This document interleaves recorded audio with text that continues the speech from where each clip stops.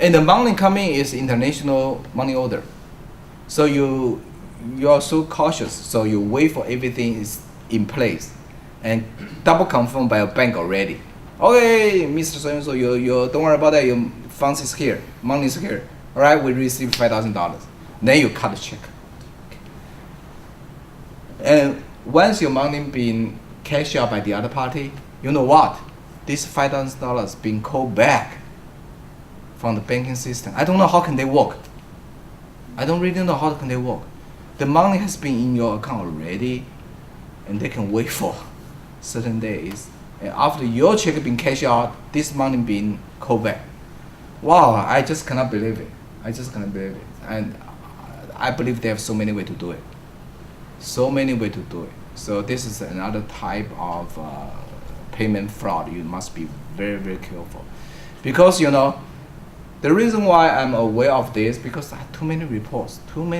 So hopefully it will not happen to you. But anything similar to this, you must be very, very alert. Very, very alert.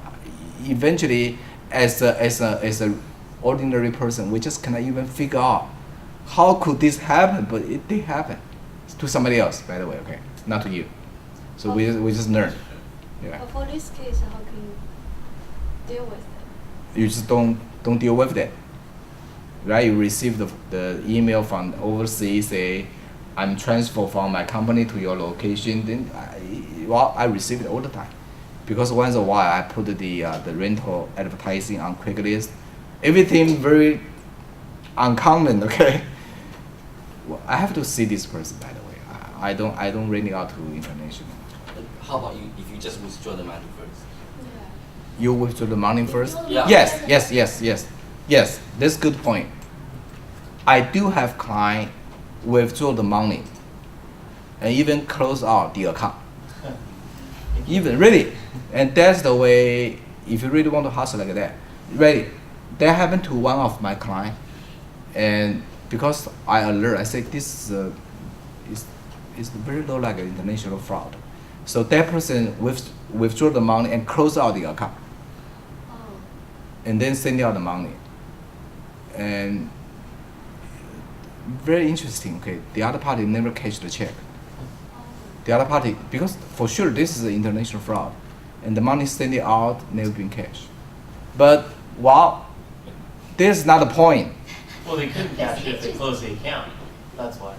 I believe a closed account only leave the balance there for something. But the check never been cashed. But that's not the point. Okay, the point is I don't want you to get involved. I do not encourage you to take the money, withdraw, close out the account, because this is the kind of international. I don't want you to participate as a part of the deal, because if the law enforcement coming in to investigate, you become one member.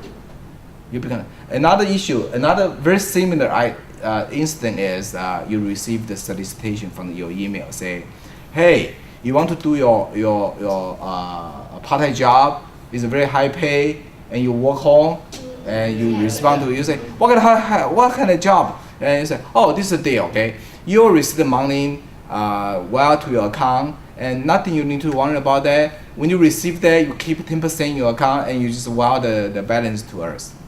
Probably you have this kind of, that's real. That is real. And eventually, the fraud is not on you. You become the tool. You become the straw man. You become the middleman. Why? Because that person fraud on another person, and that person pay not, of course, not direct to him, right? Or her, right? While to you. And you become the tool as a criminal, as a crime. Okay? And again, you know, the point is not whether or not you make a profit.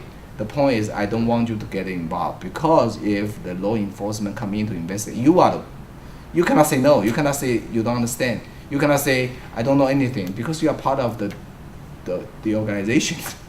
Yes. Yeah. Because nowadays fraud is so creative now. Very creative, right? That's correct. Very deceiving. Sometimes for ordinary like us.